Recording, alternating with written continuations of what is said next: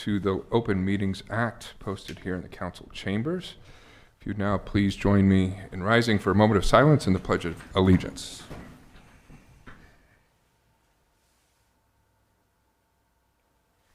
I pledge allegiance to the flag of the United States of America and to the republic for which it stands, one nation, under God, indivisible, with liberty and justice for all. Roll call, please. Granquist, Arns, Here. Merrill, Weebelhaus, Here. Murin, Here. Jackson, Here. Clausen, Present. Hildebrand. Here. Okay, with that, I would look for a motion to approve the consent agenda with one requested change to remove item number 12 and add it to the full agenda. Your Honor, I'd make that motion. Second. Motion second. If no discussion, please vote. All council members present voting in the affirmative. Motion carries. Okay, and I would look for a motion to approve the full agenda with one change, the removal of item number 22. So moved. Second. Motion and second. If no discussion, please vote. All council members present voting in the affirmative. Motion carries. Okay, that will have us beginning with item number 12. I would look for a motion to consider approval of an agreement with the Downtown Norfolk Association allowing them to hold a farmer's market utilizing River Point Square and closed portions of the adjacent alley, South 3rd Street, and Vehicle Parking District, Lot F. Make that motion, Your Honor. Second. Motion second, and I just wanted to pull this item from the consent agenda, which typically holds items that are more technical in nature for approval without discussion. But given that the staff did a lot of work on this to accommodate the Norfolk Farmers Market moving to this new space, River Point Square, which is opening this week to the public, I wanted to acknowledge that work and acknowledge the work of the Farmers Market, Norfolk Farmers Market organizers, Kurt and Monica Bruning and Sandy Diekman, for their cooperation and their partnership in making this change to a new location. I know change sometimes is difficult to work through all the kinks, but I think this will be a positive one for the community. And I look forward to one of the first regularized events taking place at River Point Square to be the farmers market, which will happen on Tuesday and Thursday evenings and Saturday mornings throughout the summer. So we look forward to that event becoming a tradition in downtown Norfolk and attracting people to our growing and evolving downtown and utilizing the River Point Square space, which was designed exactly for festivals and markets. So thank you all for your work, both the staff and the Norfolk Farmers Market coordinators. With that, any discussion or questions on that item before we move on? I think it'd be a good item to have going on downtown, because not only will it draw to the farmers market and the new facilities down there, but it'll also create a lot of traffic down there. And I know I've talked to a couple of people who are pretty excited about that. So. All right, if no further discussion, please vote. All council members present voting in the affirmative. Motion carries. Okay, that takes us to the public hearings and related action portion of the council agenda, item number 18 and item number 19, since these hearings, or I'm sorry, item 18 and item 20, since both hearings are related to the same section of city code, we will have them together. So I will now open these public hearings to consider an amendment to the city code to amend section 27-2 of the code to add definitions for microbreweries, microdistilleries, and related terms, and the public hearing to consider amendment to the city code to amend the land use matrix in section 27-601 of the code to add microbreweries, microdistilleries, and related uses to the land use matrix. And to kick off the hearing and give us some background on this, Val Grimes, our city planner. Thank you. These sections of code came about because over the last year or so, we have been getting a few inquiries about microbreweries and microdistilleries. Our code currently only has larger breweries and distilleries in the land use matrix and our definitions. And so the way we started was going to the Nebraska state statute, and that's where the definitions of microbreweries, microdistilleries, craft breweries, and such came from. And by that definition, the microbreweries can have a maximum of 20,000 barrels of beer per year. And just out of curiosity, ask Google how many pints that is. It's just shy of 5 million pints in a year. And then microdistillery produces 10,000 or few gallons of liquor per year. So that would be kind of the size that would be allowed. Through staff, and I asked the fire marshal, he's here today too. So that's why the land use matrix is part of this also, because the microbreweries, microdistilleries, they're a little different with combustible materials. And so you'll see in the land use matrix, the microbreweries not grinding mash are permitted from C1 all the way up to BP, and then cups in I1, I2, and I3. And that is mainly because the related things that go with the microbreweries often are restaurants, and we have restaurants as conditional uses in industrial because we needed to change that here a few years ago. And we do have microbreweries grinding mash, which are cups from C1 to I3.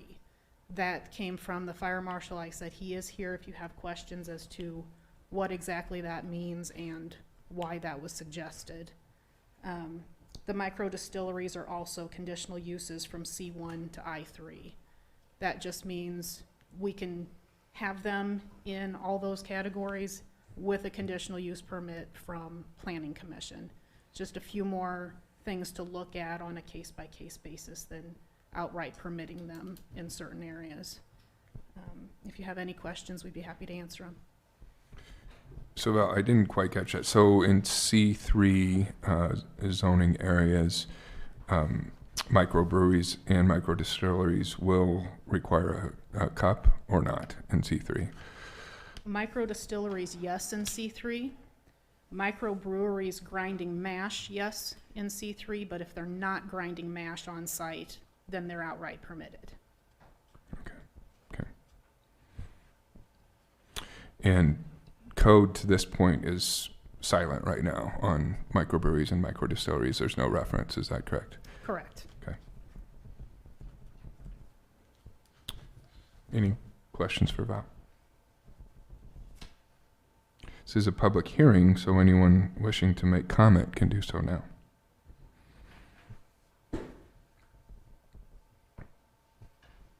Okay.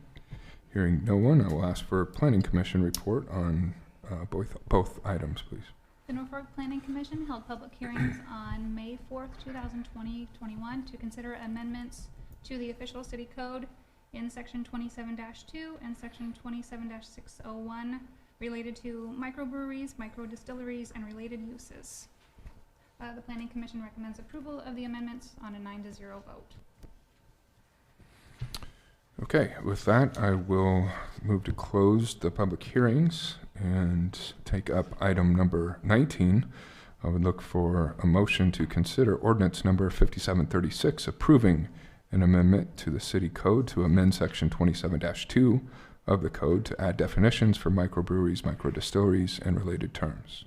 Your Honor, I'd move for consideration of ordinance number 5736.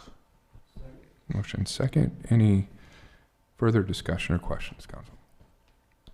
Yeah, just one. So no grinding a mash, and then they would be permitted without a conditional use permit, correct?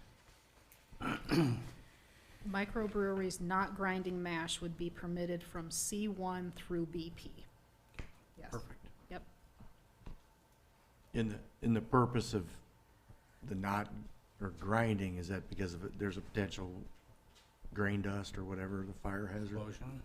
Would that be, so the public would know? Okay. Okay, any further discussion? Hearing none, short title, please. An ordinance of the City of Norfolk, Nebraska to amend Section 27-2 of the code to add definitions for microbreweries, microdistilleries, and related terms, to provide when this ordinance shall be in full force and effect, and to provide for the publication of this ordinance in pamphlet form. Okay, please vote. All council members present voting in the affirmative. Ordinance number 5736 carries on first reading.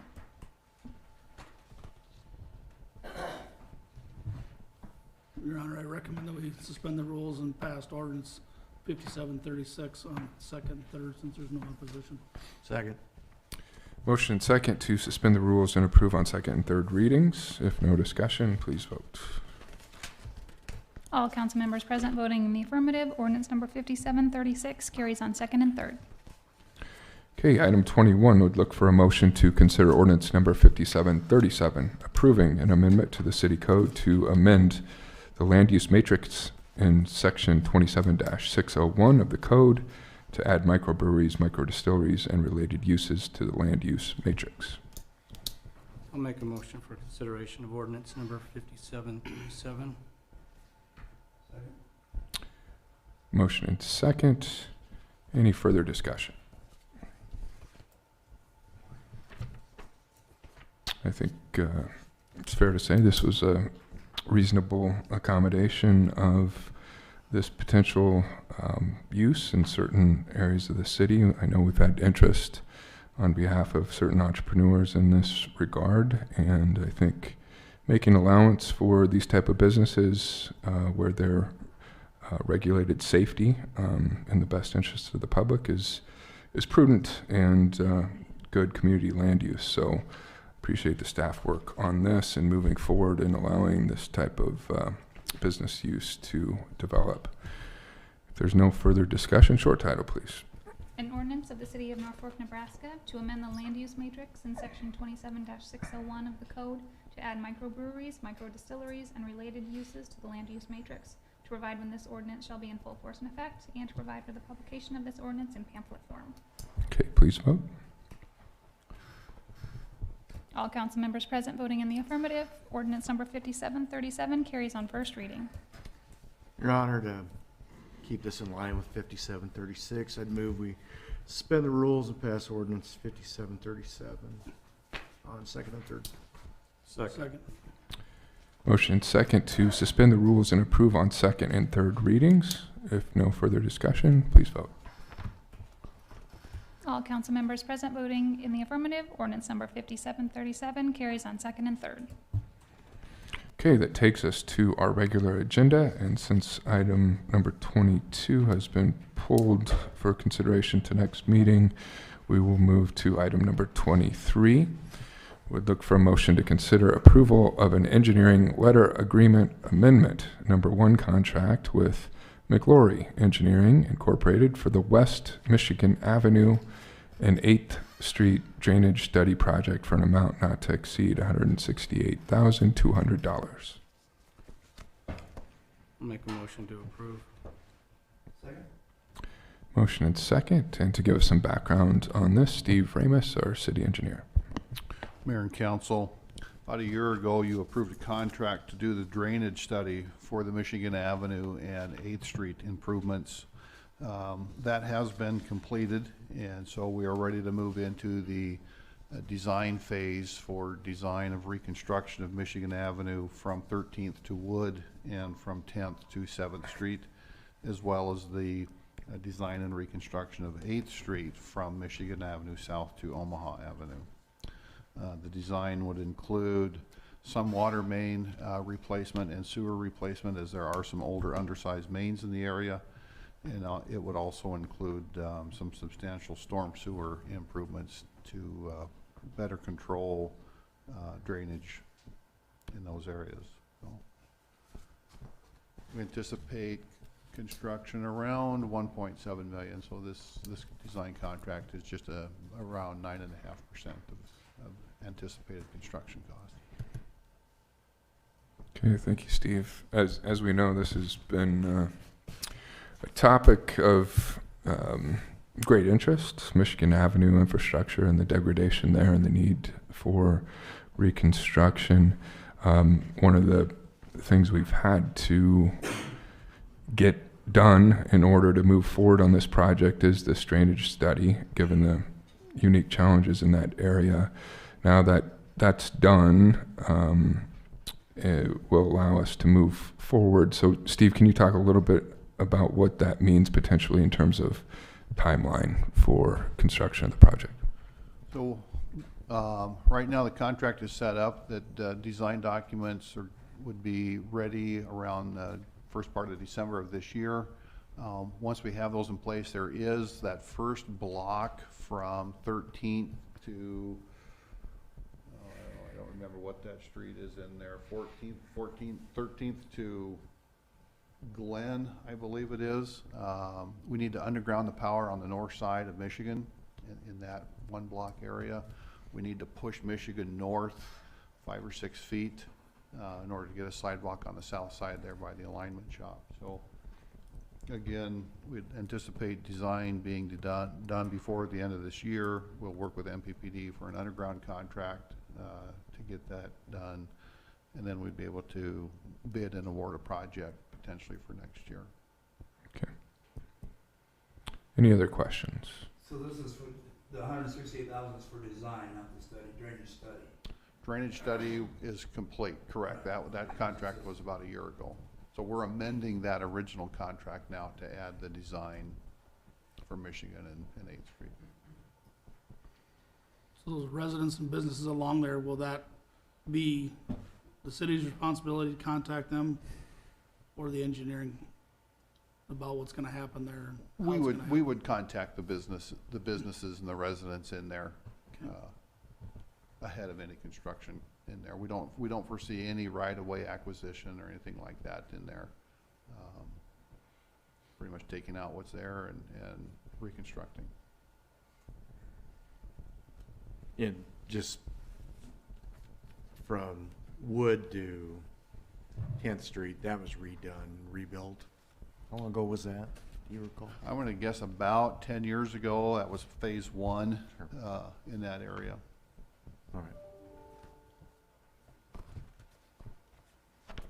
Any further questions? Hearing none, please vote. All council members present voting in the affirmative, motion carries. Okay, item 24. Look for a motion to consider approval to award a contract to Perry Reed Construction of Lincoln, Nebraska for the Norfolk Transfer Station Site Improvements Project for an amount of $4,350,000. Make a motion for approval. Second? Motion second. And again, for some background on this, Steve Ramus, please. Mayor and Council, for the last couple of years, we've been in the design process for master plan improvements at the transfer station. Those improvements started with a master plan concept. Following the master plan concept, then we selected a design consultant to move forward with several of those master planned improvements. We had 5 bidders on the contract. The high bid was just a hair over $5 million, $5,038,000. And the low bid was Perry Reed Construction at $4,350,000. The estimate that we were tracking internally was just a hair over that, about $4,361,000. So good bid and good bids from all the bidders, but certainly a favorable bid there for us in our project. Any questions? Did this, did these bids have any varying completion dates at all? There were some varying completion dates. They varied from about 305 days for Perry Reed. I don't remember who the high was. I think the high was around 550 days for completion. So they have the low bid and the Low bid and shortest time frame. shortest time frame, correct. And just to refresh, this contract includes, I know, a maintenance building, and what else have we got So it going in? includes a maintenance building. It includes evening and evening and inclement weather yard waste drop off or we will move that during evening, anybody that drops off evenings or during inclement weather. Right now, it kind of gets a little bit muddy in the back, so we'll have, during those weather events, we'll shut the back off and you'll dump up front. We'll move that product to the back after that. So it's the site in the maintenance building, the evening drop-off and inclement weather drop-off for yard wastes, and then some substantial grading and paving improvements on site. That you'll have concrete street down Chestnut all the way down from Monroe. You'll have a paved surface all the way down to the transfer station entrance. There's new scales. It'll be a double scale, so there'll be a scale as you come in. There'll be a scale house in the middle. So as you come in, you'll weigh, and as you go out, you'll weigh. You won't be fighting opposing traffic as you're coming in or going out. Again, it'll be a concrete paved road all the way up to the transfer or the tipping floor, paved road coming out of the tipping floor, and then where we park the trailers and so forth around the maintenance facility will also be paved. So, and it's, Steve, as you mentioned, this has been a long process going on 2 to 3 years as far as the study of needs for really updating and modernizing the transfer station to create efficiencies within the site, which is really the purpose of all of this infrastructure investment, if you will. We've also discussed the potential accommodation of a recycling center within the site. How much, to what extent is that planning included in this project? So the recycling center portion has been sited in the northeast corner of that site. If we were to build and come out of the ground on site there, we have been exploring some other, if there's other opportunities in the community to buy an existing facility, if that is economically more in our interest than building out of the ground. We will be having a meeting here this month with a subcommittee to look at a low-cost proposal that would develop a business plan for us to move the conversation forward on a recycle facility. On a recycling facility that could serve as somewhat as a regional center for recycling in northeast Nebraska, correct? Correct. The Okay. intention there is that Norfolk would serve as kind of a hub and spoke type recycling system. Yeah, okay. So Yeah, all that soil in that northeast corner, is that part of this bid to move that, or? So that soil will be moved around the site and used outside of structural fill. It'll be used to create the tapers and slopes necessary on site, yes. When it comes to the materials that Prairie Reed's gonna need, are the prices locked in on that? As far as, right now I hear there's a hard time getting some of the stuff and it's coming in late Yes. or higher. Yes, once we award this contract, and those prices are locked in for our project.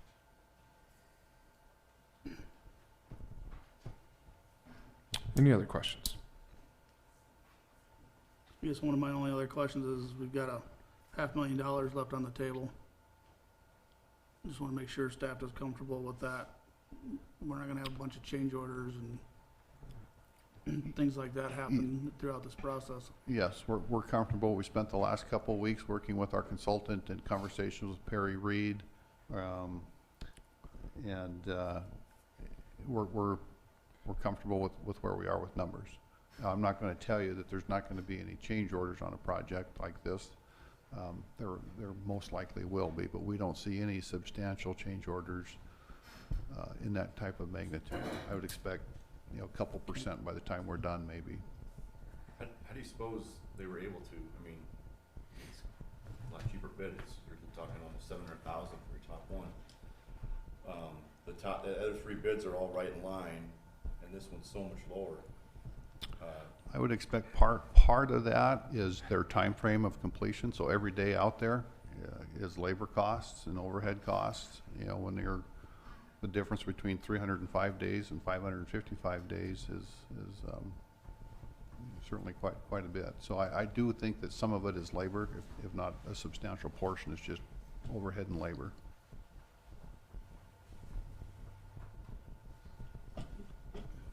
As part of the,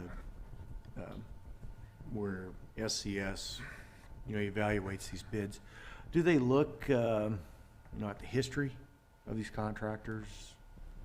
I mean, besides We- just dollars and cents, are we looking We at their did. work product and everything that? Yeah, we did. We went and looked at Perry Reed Construction, some of their history. They are, as a corporation, they are a younger company. I think they formed in 2017. But the folks running the program there are very experienced individuals with a lot of experience in this, general type of construction work.